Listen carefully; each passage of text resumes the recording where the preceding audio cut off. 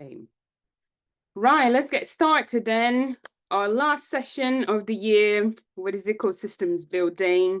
My name is Yasmin. I will be your host and facilitator today. And I'm part of the Bristol Hub, but I am not alone. This is Bristol, and we have our wonderful core team, James and Hannah, who are here as well. We've been amazing team to work with, and yeah, we've been, let's say, steering the Bristol hub for the past year. And I think, oopsie, let me just go back, present. Okay. So we've been kind of steering the Bristol hub for the past year, and we've also collected along the way this wonderful group of people that we call the Partners and Associates Group, the P&A, who are, let's say, some type of a governance team for us, a group that helps us with activities and helps us with ideas for the hub and projects and so forth. So it's been very good and very grateful to having these people with us to support the mission of the Bristol Hub. And just for you to get to know a bit more about who we are and what we've been doing, the people who are involved in this project. And yeah, in case you don't know, the SI network is, let's say, is supported by this network of hubs all over the world. And we are just one of these other hubs that are active at the moment. And as you can see here, there's loads of people participating and creating the SI network hubs and experience overall. So make sure to check all of them as well, because each one of us, the hubs, have different activities going on. So yeah, it's always good to explore what other people are doing as well. But yeah, we are here, and amongst all these other great people, they're doing great stuff across the globe. And yeah, that's the topic for today. What is ecosystems building? And this is a discussion, so I'm gonna have some slides here and there, but please share this, especially this one. We've been doing a couple of sessions before, but especially this one is a lot more of the practice and of the building, of the creation. So it would be great if you can share with us projects that you've been involved with and examples that you've been looking around and you found out maybe they're doing some interesting work or whatever. It would be great to hear your contribution as well. Okay, and this is a discussion, so no rights and wrongs. We're here to co-create and share knowledge. Okay. So yeah, a bit of the pre-session. The agenda, just a bit of an introduction to ecosystems and ecosystems building. Then we go a bit deeper into what ecosystems building is, and then we're going to talk about some aspects of it. And please share more if you have any other insights that you'd like to share with us, right? So before we start, just to remind you that this session is being recorded and is going to be available afterwards in our YouTube channel, that I'm going to put the link afterwards in the chat. And saying that, the chat function is available, so if you have any comments, questions, please put on the chat. But you can also unmute yourselves if you want to address anything. Put your hands up and you can unmute yourselves. But if you're not speaking, I'll just ask you to mute so we can have a good audio experience for everyone. But please don't hesitate to unmute yourselves if you want to speak and share anything. All right, that's the housekeeping. And let's start with an introduction and context to this session. So as I was preparing for it, every time I think about the word ecosystem, it always comes to me those graphics from the biology classes that I had in school, right? Those ones that you see all these trees and animals and the weather, everything kind of feeding into each other and so forth. So this is the first image that I have of an ecosystem. And I think we can recap some of the ideas behind what that actually means, and then apply that in the context of systems change and innovation and social work and so forth. So let's go back to school for a moment so we can recap a bit of this concept of ecosystem, and then we can move on and apply those to other areas, and your contribution will be amazing right here. So just a couple of definitions for us to get aligned about what this means, and I wanted to highlight here some of these words.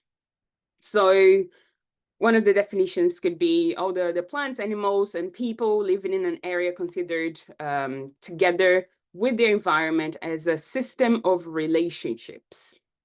So this is quite important, the relationships, right?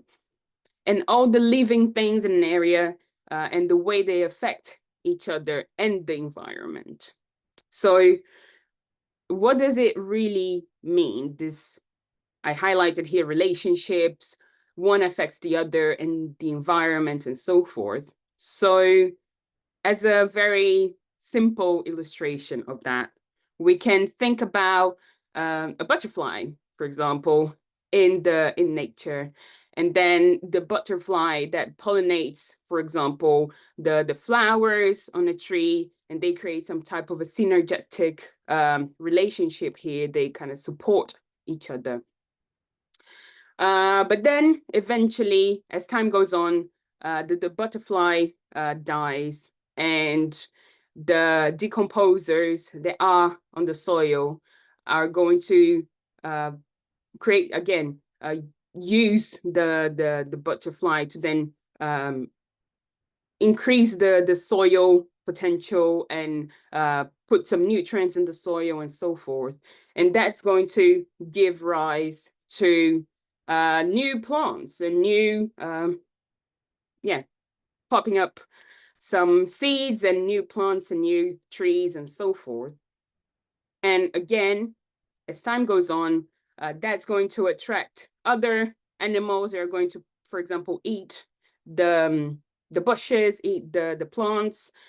And maybe because of the attraction of these animals, then you can see some conflicts may arise between different species and so forth. And all of these connections and all of these interrelationships together are going to influence, as in a grand scale, the physical environment, the physical context, and vice versa, right? As we think about evolution per se.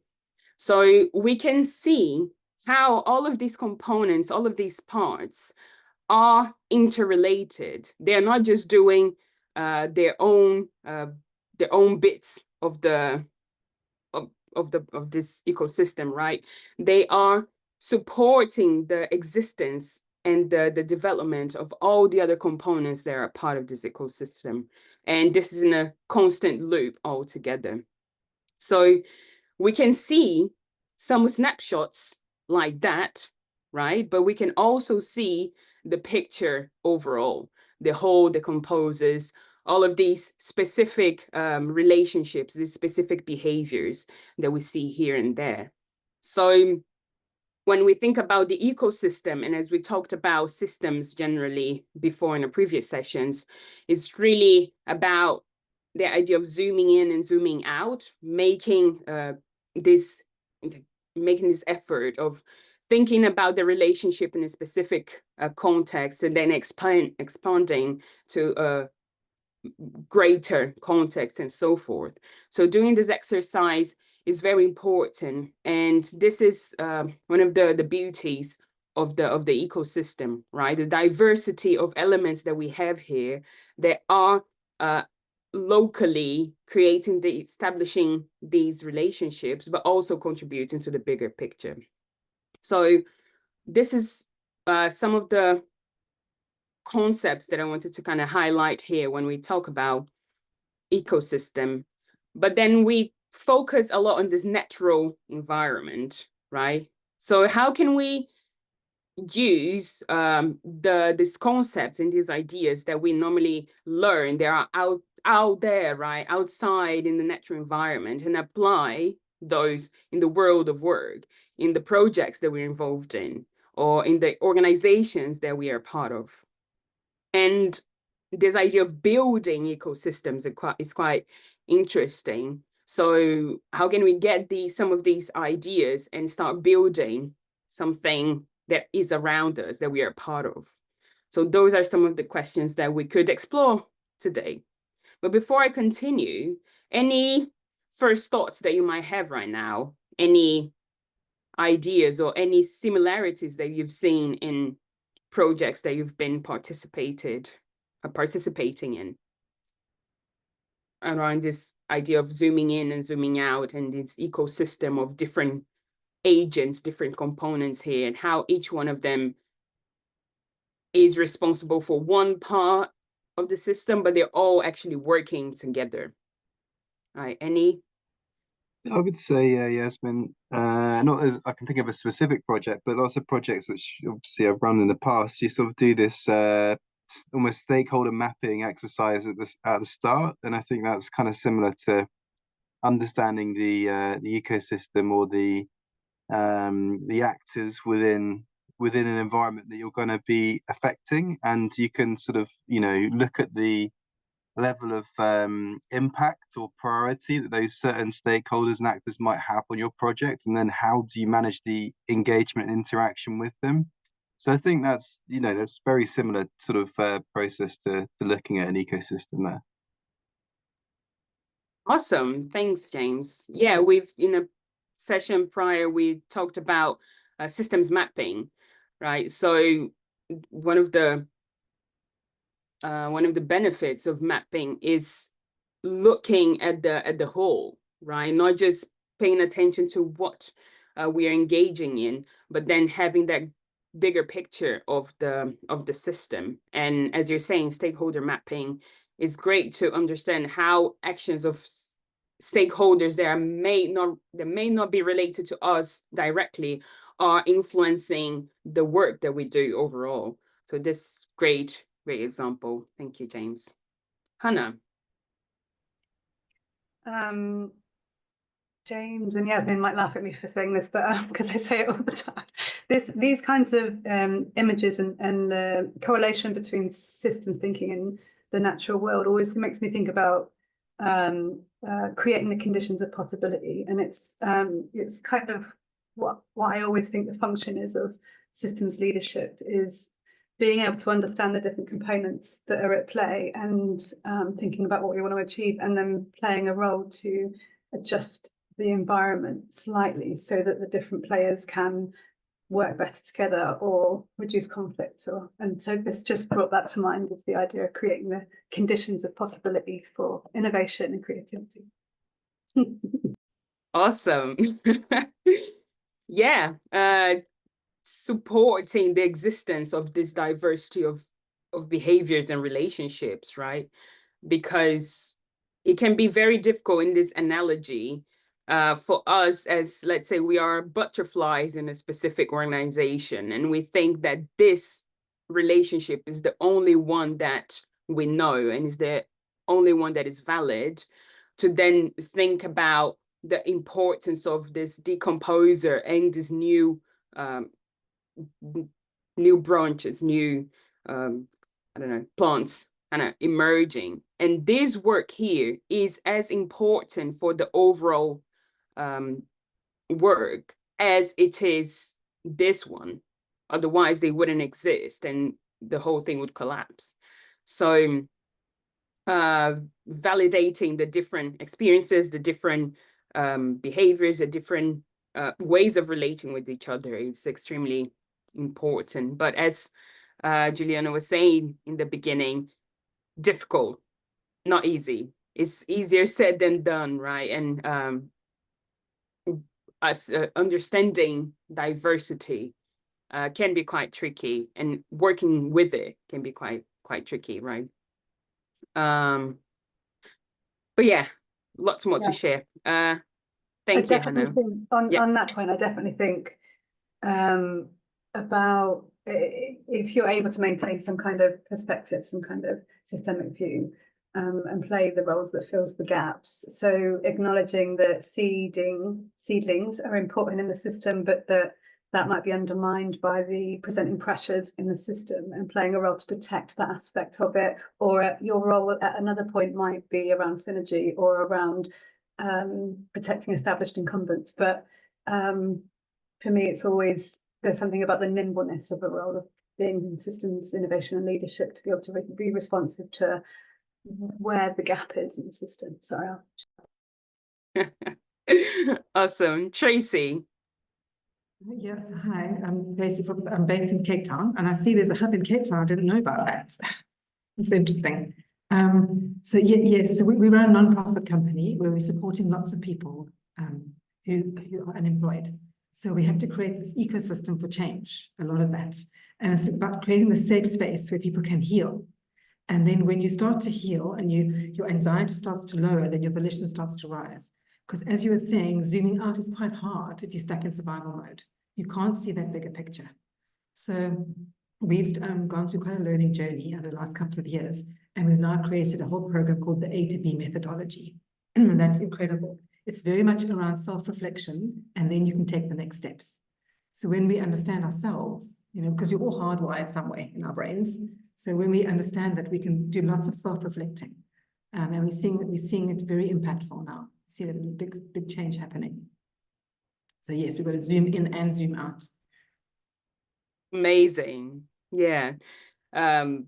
It's something that we normally talk about as well in the hub, the idea of first acknowledging a given situation or being aware of the given situation to then being able to act in a better position, because sometimes we want to act before we are aware of what's going on, and that creates the same loop. We just get stuck in the same loop of doing the same thing over and over, right? And we don't open up opportunities for the new and for, as Hannah was saying, innovation and creativity. So yeah, that's very important, the self-reflection or the self-awareness to then be able to contribute in a different position, right? And which is sometimes undermined because we need to put the results out there, we need to focus on the deadline and so forth, and then where's the self-reflection, right? It goes down the drain. So that's super important.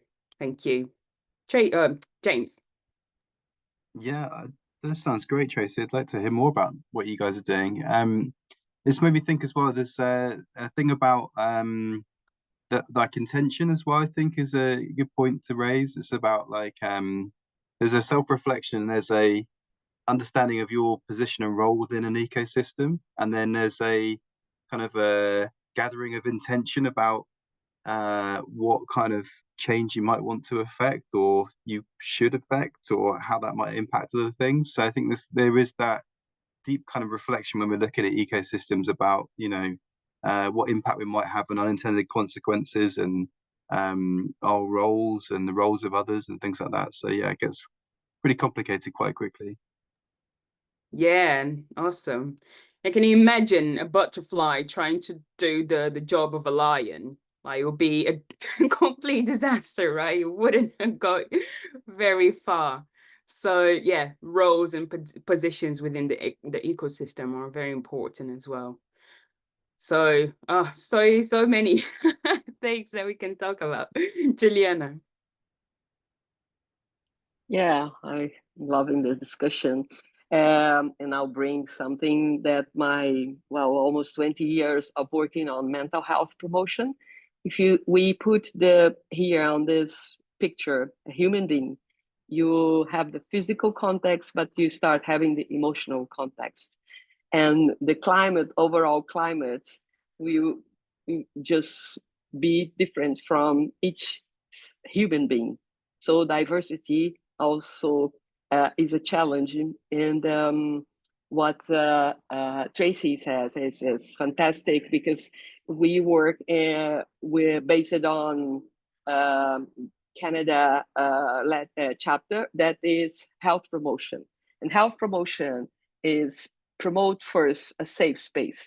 So this environment will be safe if every being is on their task and being part of the synergy that we all have. So I think all the broken space or the broken relationship, if you don't have confidence or if you don't respect others, so self-reflection and is this first step of health promotion and mental health promotion, and this is a journey. It's something that's not happened like this. So in our case, building this ecosystem, mental health in Brazil, we map all the stakeholders and government policies, and the literacy on this is very important, because we have this stigma and we have discrimination, and what you said, the butterfly of the bear, if you want discriminate the role, no, your job is less than mine. Everything started being in conflict.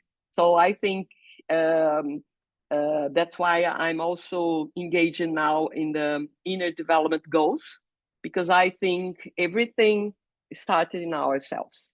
The posture I have with the environment, or with the fellow, or someone is engaged in my organization, or my personal or my professional environment.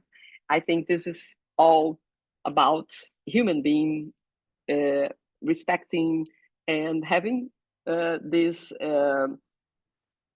mindset that is sustainability. So Yeah. the system, it's a challenge to really this is a contribution that it just goes my hand. Thank you. Awesome. No, thank you, Juliana.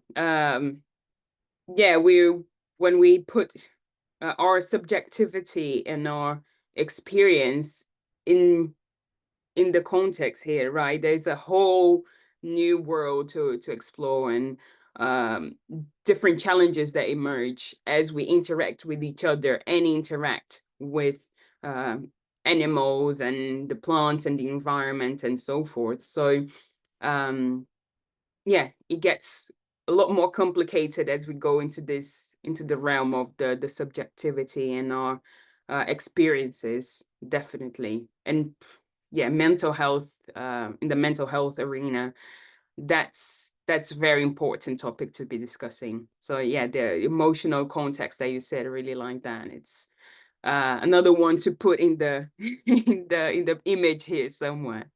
So yeah, I think as everything that you're all saying, thank you, Juliana, and everything that you're all saying kind of builds on this second part that I wanted to share with you, that essentially is how we start. Why do we need this framework of building ecosystems, and how can we start thinking about focusing on doing that, right?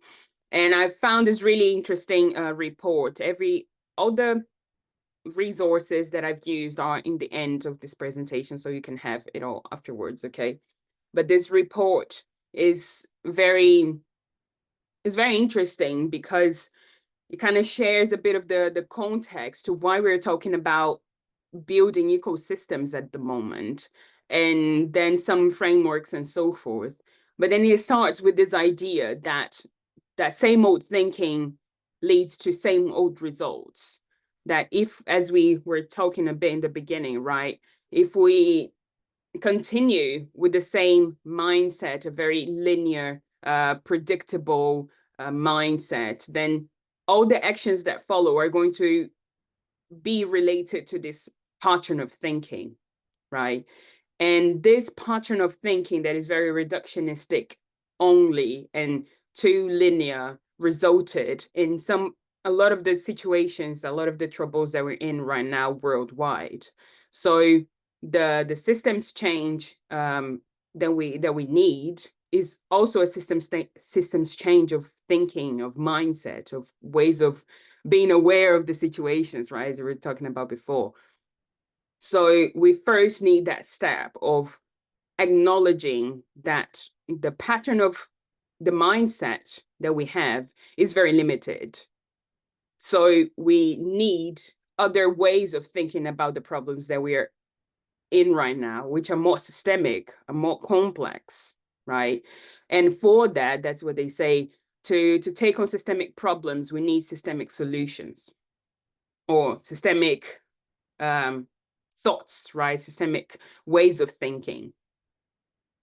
And this is part of the reason why we are in the room today, is because we acknowledge that there are a lot of problems and they are not going to be addressed with the similar pattern of thinking that we've been using for the past like 100 to 100 years.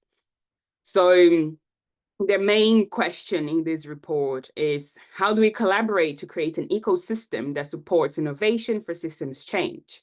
Because in this mindset as well is the idea that no one organization has the solution for the problems, right? Because they're complex. No one has the answer for the problem. So we need this diversity of thinking. We need this diversity of relationships to be able to see the grand scheme of what's going on and then act locally in our endeavors, but with this whole picture in mind. So that's why this idea of innovation is so important, and the idea of ecosystem is so important. Because in that way, as we're talking about, we can thinking about mapping stakeholders and not just having one organization that is going to deliver the project in 24 months and everything's going to be great. We can think about innovation and creativity as, let's say, fundamentals to then create projects and ideas and brainstorming what could be, and then implementing and coming back and reframing our idea and putting back again and creating this loop, right? So there's a lot that we can get from this ecosystem thinking, ecosystem mindset. And this is a lot more of the hands-on part of what we've been thinking about in this 5 sessions, right, so far. So this report is very, very interesting. And to summarize some of the ideas here, if we have the problem in this old way of thinking, each one of us has a solution, and we were trying to implement that in the problem itself. But then in the idea of ecosystem, each one of us has an idea, but we create the connections between these ideas to then create the emergence of something that is bigger than just the ideas themselves alone.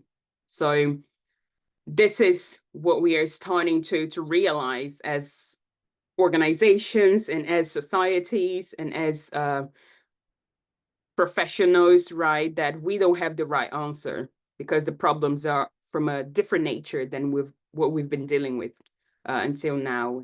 And the innovation ecosystems is what we are kind of following or going towards. So just another quote from that report that I really, really enjoyed. An ecosystems framework creates conceptual common grounds, allowing for us to listen to existing systems. We've been talking about the awareness and paying attention to what's going on rather than just giving answers, right? Discover their properties, because they are not the same. They're generally complex patterns and complex problems. They are not the same as what we've been dealing with in the past. And then understanding how to align emergent properties with our values. So it's not that I'm going to create one, I'm going to do something and that's going to have one specific outcome, right? The outcomes are emergent, the responses are emergent, and we may not predict, or we may not have control of what's going on, but then it's about dealing with them within the values that we have in the first place. And then work together to transform the current systems into those that nurture and sustain innovation for transformational systems change. Thought this quote was very comprehensive, and there's a lot about that we can kind of dissect and think about separately, and then put everything together and think about that as a way of thinking more than just a way of doing the work that we have to do, right?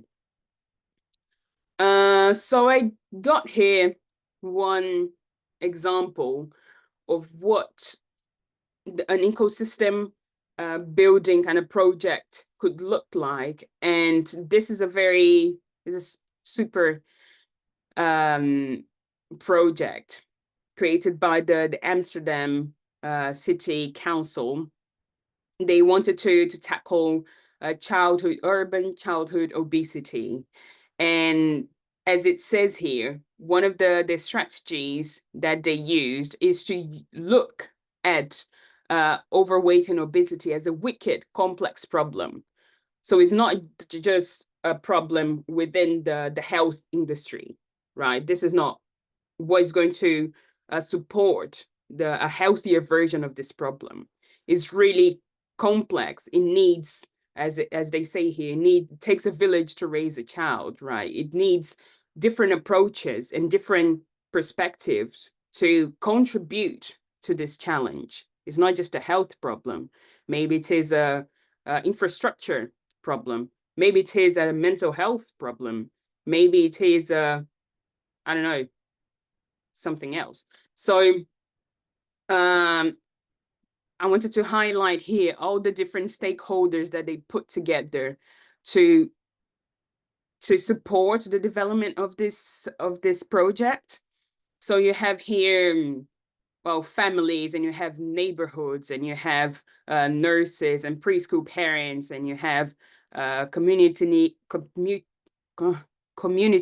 initiatives, and you have so many other stakeholders that are involved to tackling this challenge that in a very linear way of thinking could just be a health problem and that's it, right? Healthcare problem. So this is just one of the examples of how we can see that in practice rather than just, oh, this is just theory and no one else is doing that. But yeah, as you were talking about before, you've been involved in several different projects that are doing that as well. And this is great.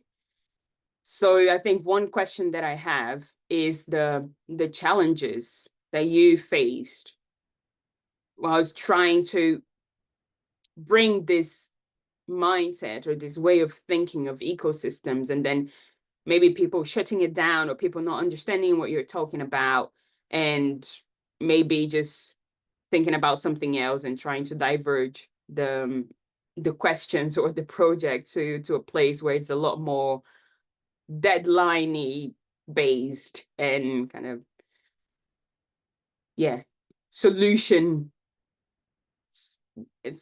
straight away and a mindset. Would you like to share any of those? Can we go to the faces view whilst we chat? Oh, yeah, sure.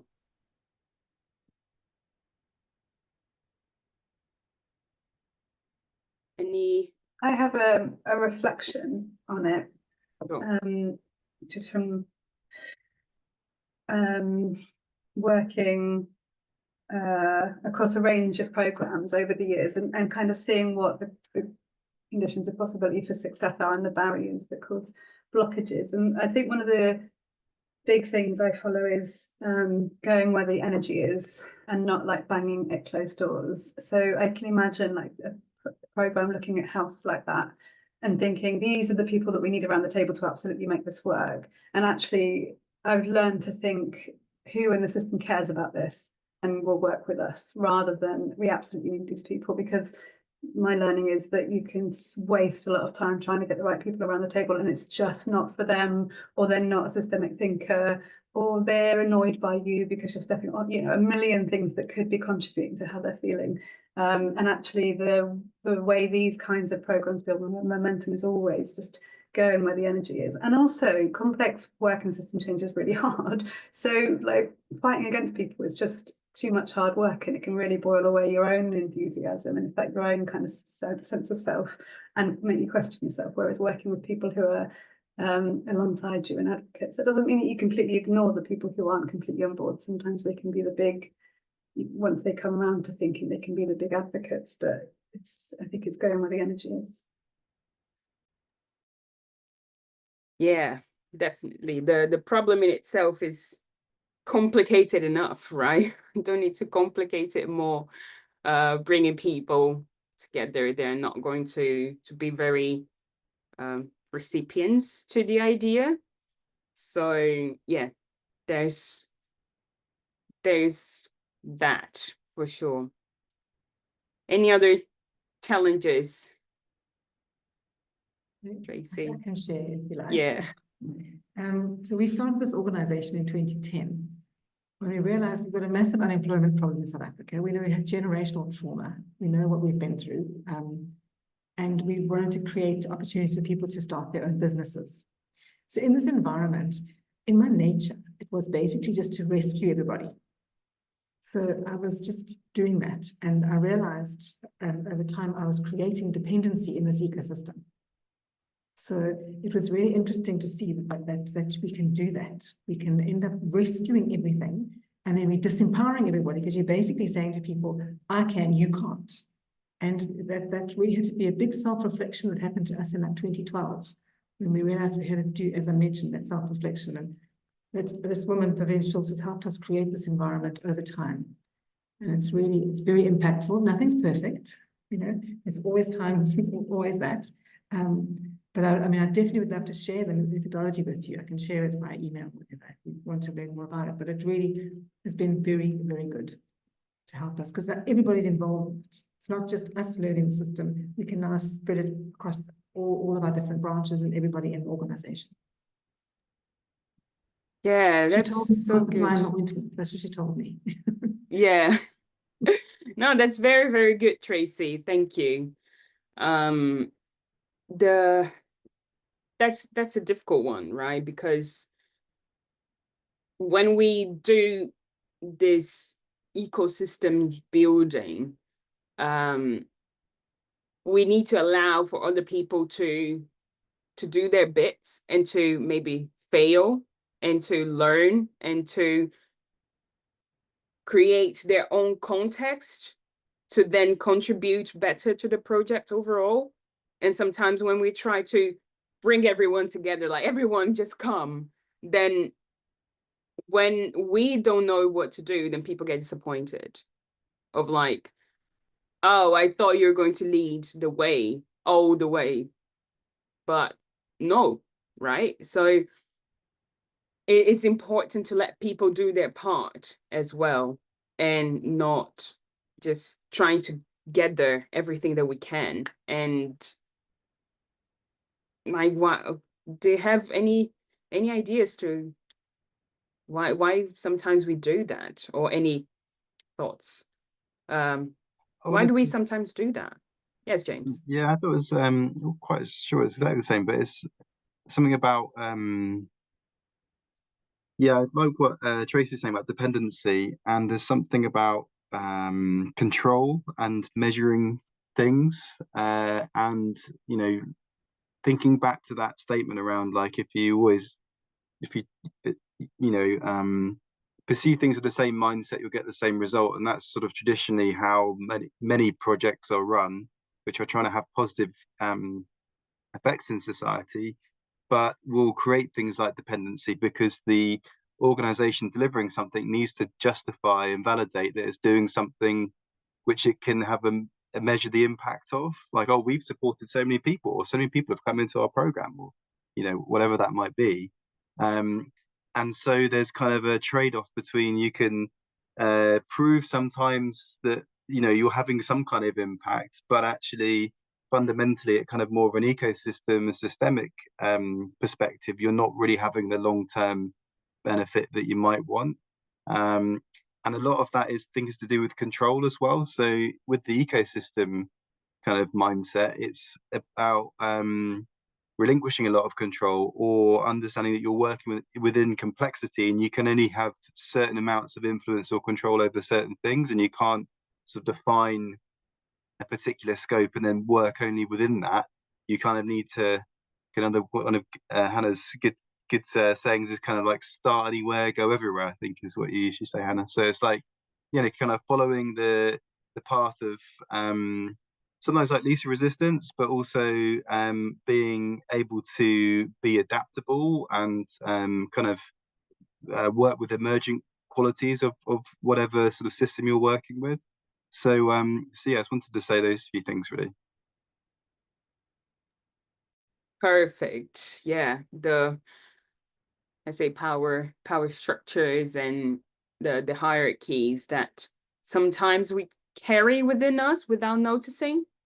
And yeah, just trying to, I say, change your mindset about that as well can be quite difficult. So again, going back to the idea of awareness, how can we start with ourselves and shift the mindset about the control and the power dynamics within us, so then the work that we do is, let's say, not necessarily just an extension, but is an expression of what we truly value and what we truly understand the better pathway to be. So yeah, what I got from what you're saying, James, is really starting to break these mindsets and these patterns of thinking within us to then create the conditions for other people to be supported by that, right? To be Yeah, supported by their mindset. I think it was something to do with I like the terminology of systems gardening. I'm quite a keen gardener as well, so I quite like that idea. And there's also like a stewardship thing. And I was thinking about your model of you know, not everyone working independently on different solutions, but kind of looking at the system holistically and as a group of people.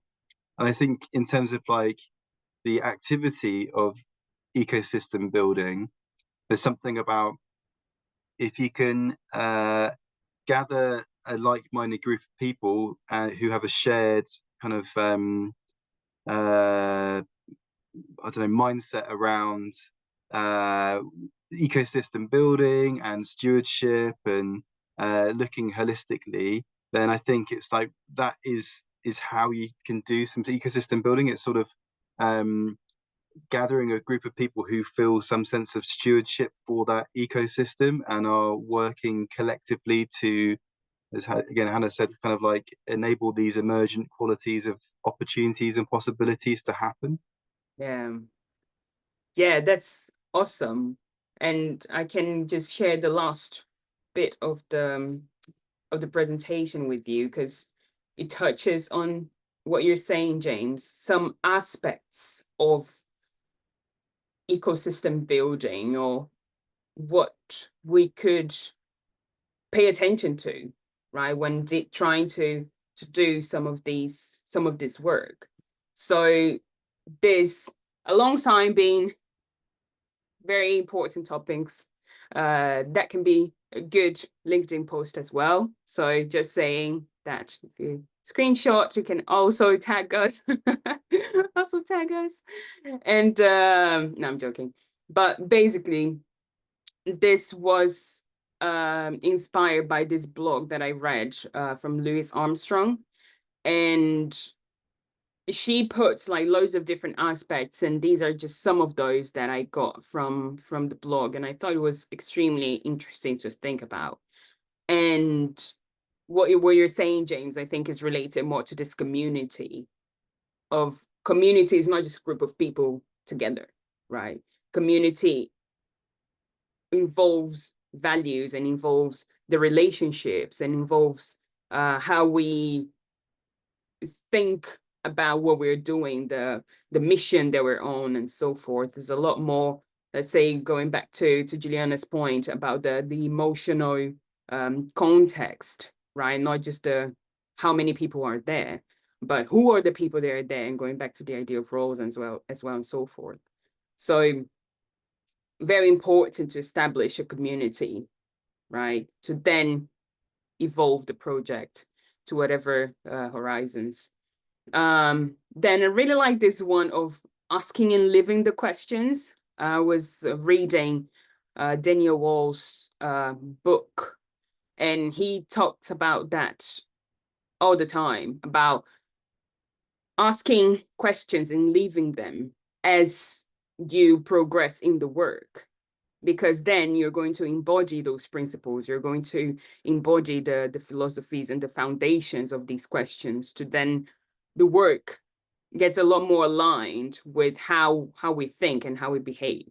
So living the questions is extremely important. Topic here of spaces and rhythms for learning together. Really like that. We don't learn in the same pace, we don't learn in the same way, but we all, as you're saying, James, we all need to adapt, because the context that we're in is very emergent and it's very complex, and things are happening all the time. So we need to adapt, and we need to learn constantly. But then we need to create the rhythms for that. We need to create the spaces for that.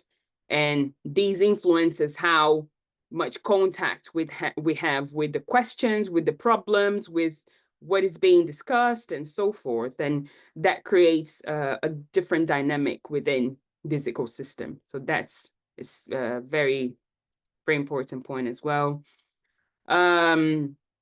Foundational infrastructure, right, is important. Where are we going to meet? What is the budget that we have? What is the project that we're involved in, and so forth. So those are continue to be important considerations.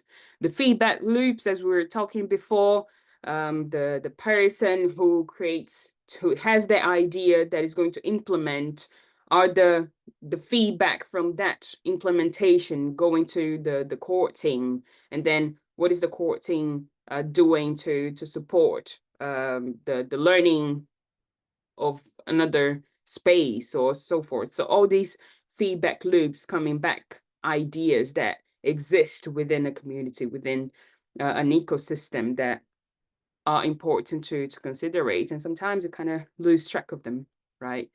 We're doing a bit of this work in the Bristol Hub when we're talking about the information, let's say, network of where the information is going and how are we getting this information and so forth.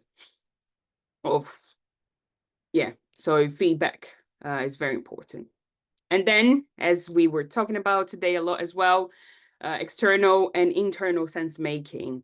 Let's say, in other words, the awareness of ourselves, the awareness of the environment, and going back to the feedback loop idea, how are these two communicating?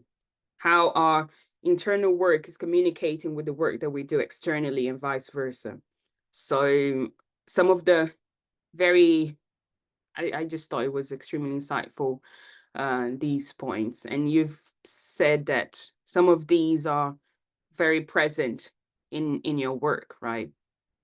So any other aspects that you'd like to highlight here, or aspects that you maybe never thought about that much, or one that you always go back to? Anyone's here?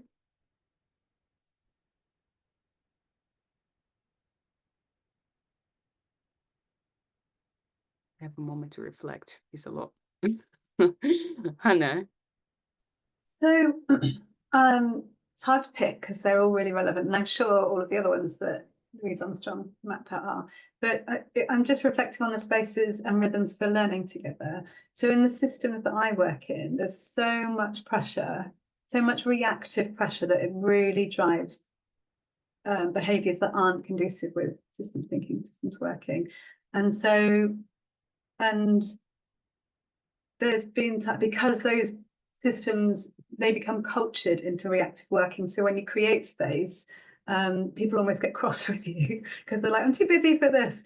So there's something about a commitment to holding to creating that space and then holding the line and just waiting to see what lands when you start doing it. So being somehow maintaining the momentum of people's interest whilst you hold that space, because people can be very resistant to that, even though everyone in the room can want change, they want the future.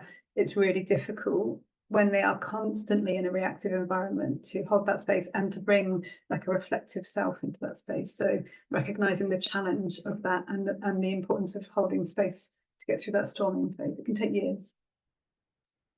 Nice. Yeah. It's not just about creating them, but the sustainability of these spaces and who is participating and how they're participating and so forth.